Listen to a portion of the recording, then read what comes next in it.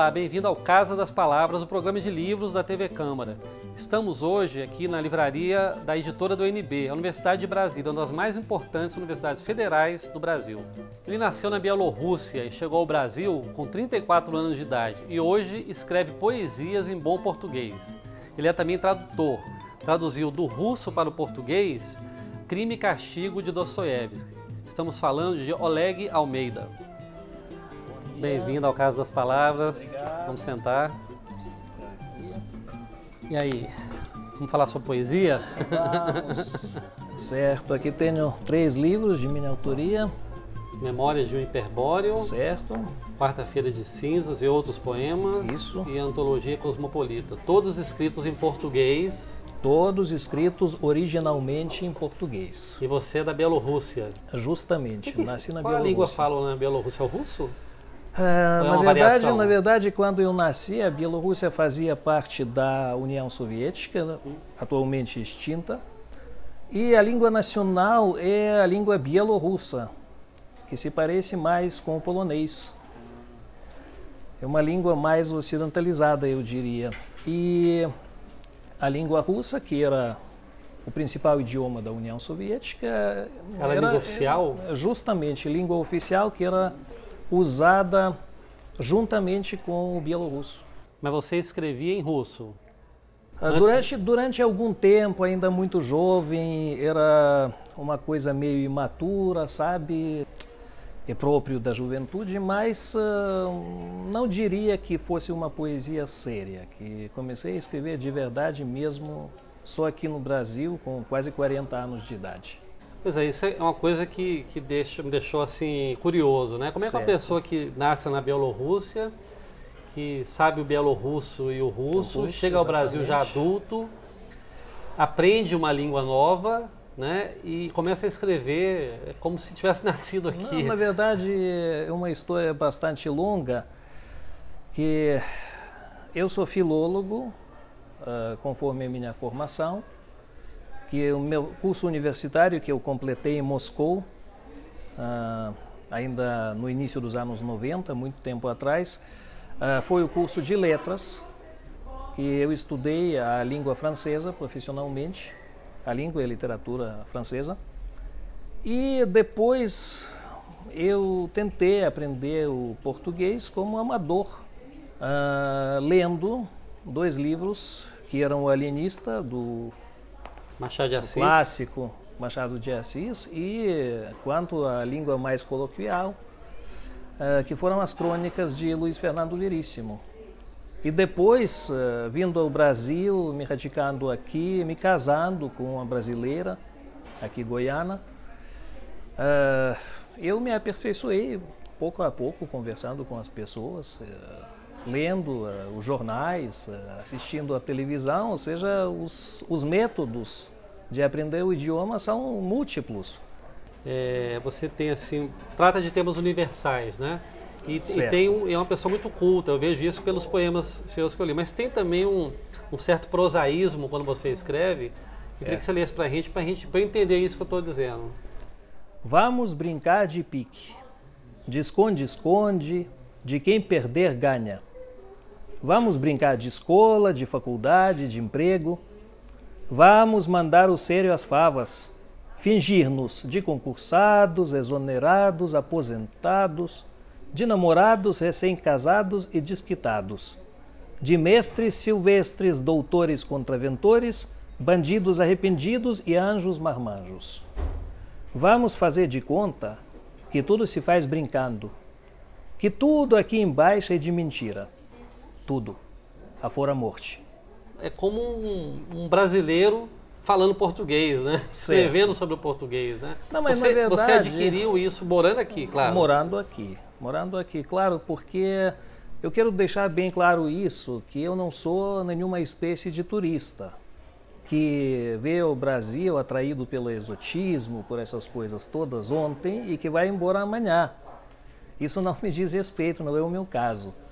Que já faz quase 12 anos que eu moro aqui, o meu trabalho se encontra aqui, minha família também. Eu me identifico bastante com o Brasil para repetir aquela frase famosa de Albert Camus, que disse na época: amar ou morrer, mas juntos. E não há outro jeito, não há outra maneira de vivenciar a realidade.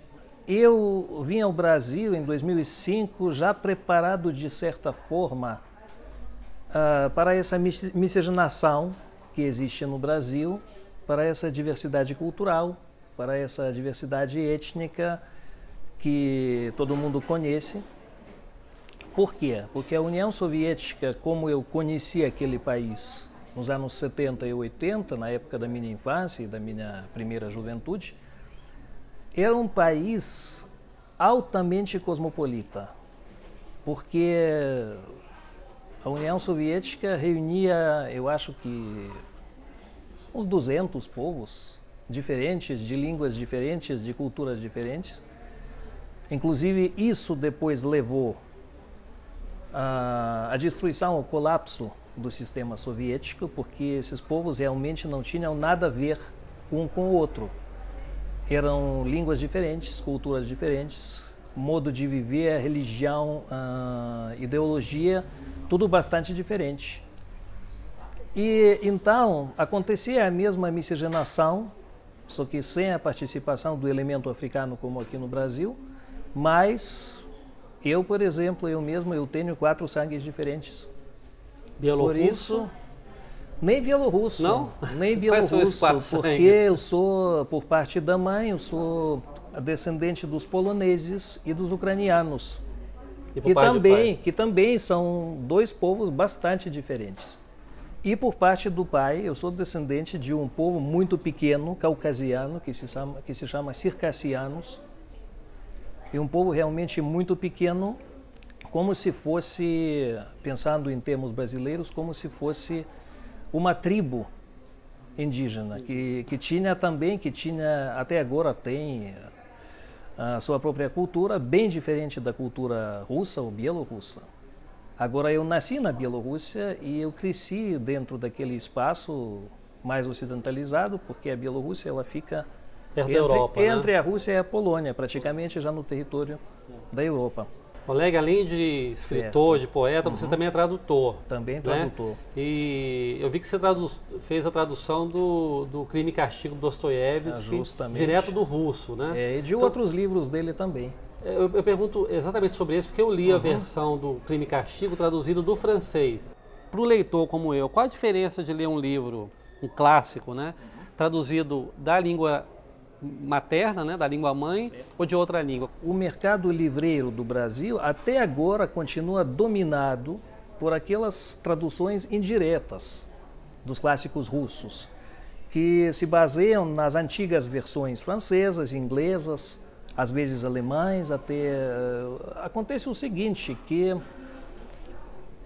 Dostoiévski, no caso específico dele, é um dos escritores mais complexos, um dos escritores mais intrincados, eu diria, do mundo, pelo menos daqueles escritores que eu conheço.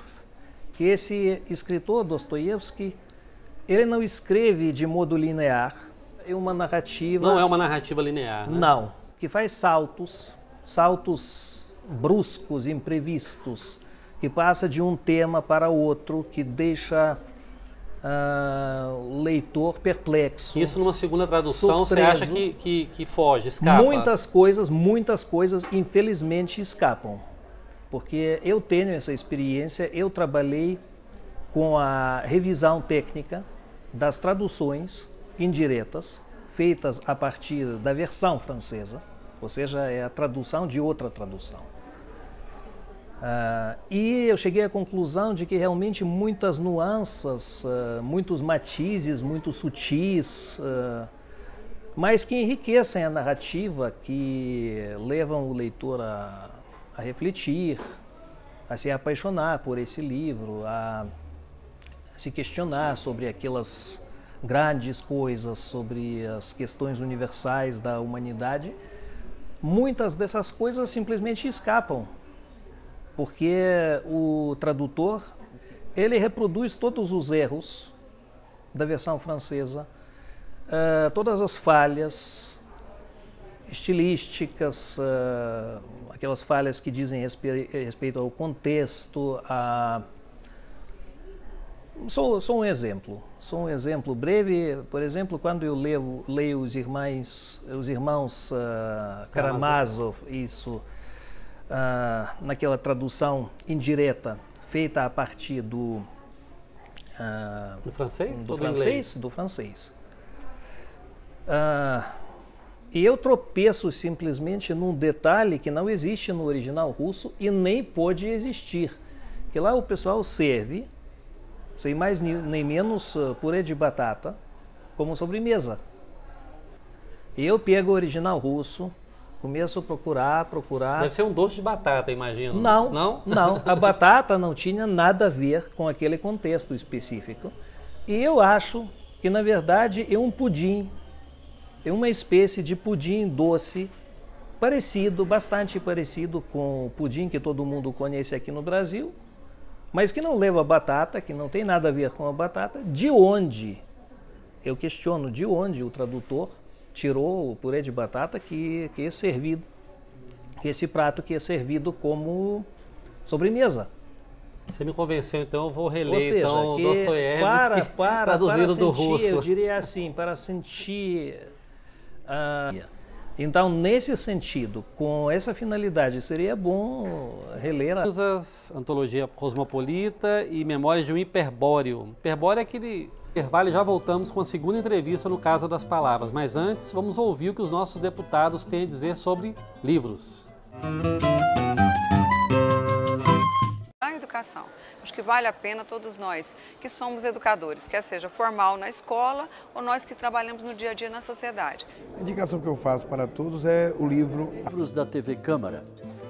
Todo professor sabe que para manter a atenção e gostosas histórias, para que a turma fique mais ligada, isso vai da geografia. Os alunos disseram, professor, por que você não reúne essas histórias todas e faz um livro? Ao som do silêncio tem aqui um desenho dele dormindo. A minha primeira pergunta, iam surgindo e tal. Como foi se lembrar de todas elas ou você já vinha anotando? Bem, eu comecei a estudar música com 5 anos, era assinada. Quer dizer, são 60 e tantos anos que eu me li inesquecíveis. Por exemplo, aquela na banda militar, quando a visão não tem como tocar. O general deu ordem, vocês vão de primeiros 3 compassos, no trompete congelaram, depois trompas congelaram. A sessão solene... Deve ter sido um desastre. Ficou na metade, porque só tinha bateria. O computador da TV Câmara deve estar se perguntando, ele é de onde? De onde o senhor é? Eu sou da antiga Tchecoslováquia, hoje República Tcheca, e hoje cidadão brasileiro naturalizado. Veio quando com muita honra, em 68. Você estava me falando, pouco antes da entrevista, da importância da educação musical começar pelas crianças. Exatamente. Por quê?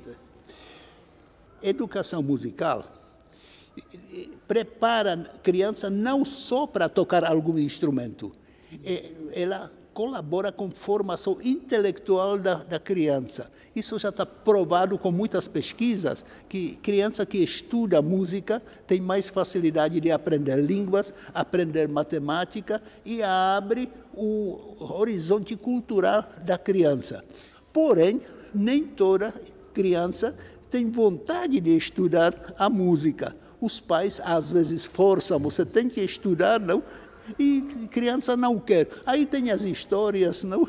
Sobre criança que não queria estudar, professor de instrumento que devolveu o dinheiro para pais, falou, não, para esse não dou mais aula, esse não tem. Já sei. E a pior dessas histórias, uma noite, numa casa, entraram os ladrões na casa. A criança acordou, viu os ladrões roubando objetos e falou, por favor, leva também meu violino, eu não quero tocar mais. Aproveita, tocar também aquele violino odiado. Bom, nós estamos numa casa política, estamos na Câmara dos Deputados, Congresso Nacional, e eu, na leitura muito rápida de algumas páginas do seu livro, que é uma delícia, o livro é todo ilustrado. Aliás, vamos já falar desse ilustrador. Tem um momento aqui que diz o seguinte, que o ex-chanceler, olha que revelações curiosas, o ex-chanceler alemão Helmut Schmidt era exímio organista e pianista e gravou vários discos. Eu não sabia disso. O ex-presidente americano Bill Clinton tocava sax alto. Isso eu até sabia um pouco dessa história. No Brasil, Excelente cantor. excelentes cantores líricos. O ex-governador e deputado Paulo Maluf, deputado até agora, tocava piano e até se apresentava no palco. A deputada Luísa Erundina regia corais do Nordeste. E o diplomata Vinícius de Moraes foi muito mais músico do que diplomata propriamente. Quer dizer, a música permeia tudo na vida da gente, né, professor? Não só os políticos, como os médicos, como os cientistas, procuram uma válvula de escape. Lá na República Tcheca, existe o hospital numa cidade pequena, onde os médicos formaram uma orquestra. Aí, no concurso, para entrar um médico novo, ele tem que fazer concurso de pediatria ou uma especialidade e também de música, senão não entra. Porque ele tem que integrar a orquestra. É muito bacana. Bom, eu tinha falado sobre as ilustrações e elas são maravilhosas. Dá para a gente ter uma ideia aqui. O senhor me dizia pouco antes que esse ilustrador, esse cartunista, sequer é brasileiro. Eu sabia exatamente que tipo de ilustração eu quero. Não? Aí procurei os artistas aqui em Brasília, ou eu gostei, era muito caro. Queria R$200 cada desenho. Isso é inviável no livro que tem mais de 100 ilustrações. Isso é inviável. Ou não gostei da ilustração. Numa das viagens para a República Tcheca, eu sempre frequento livraria, rato de livraria. Aí encontrei um livro muito interessante, bem divertido, sobre compositores tchecos do passado.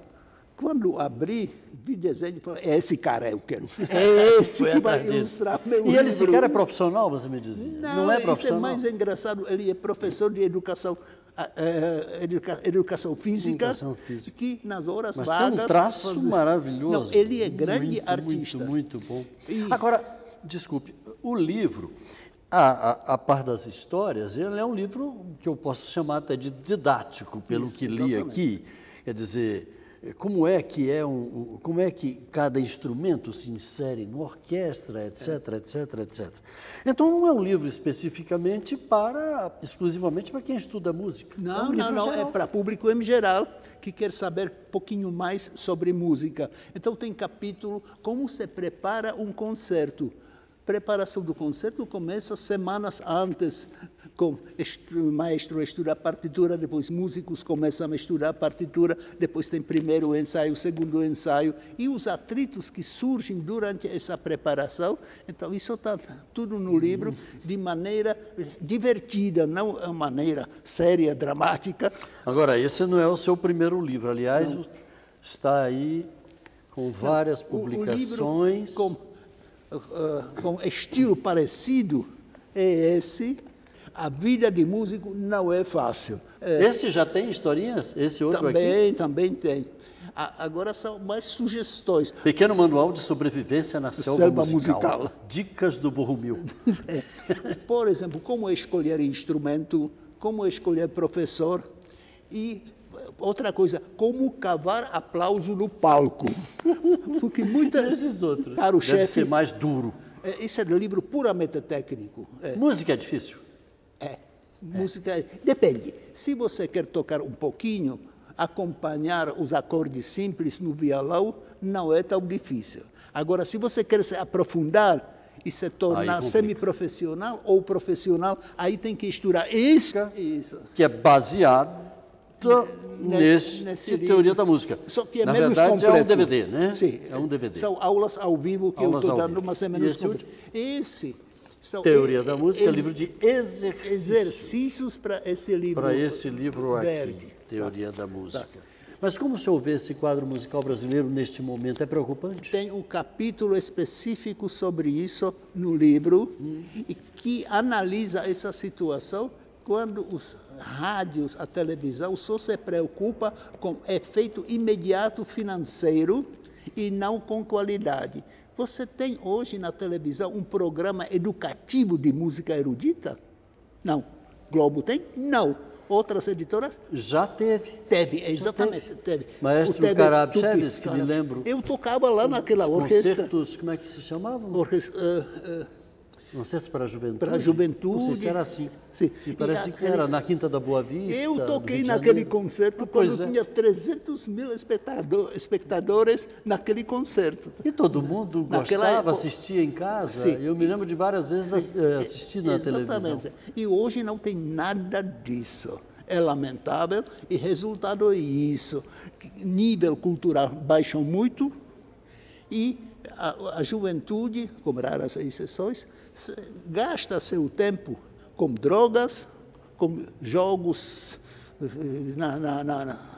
joguinhos e não aproveita a oportunidade de ter um divertimento sério que música oferece.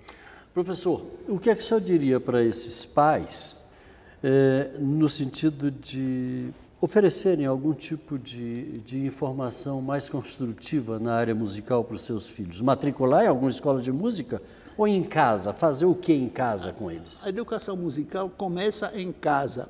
A mãe que canta para a criança recém-nascida, no berço, ela canta.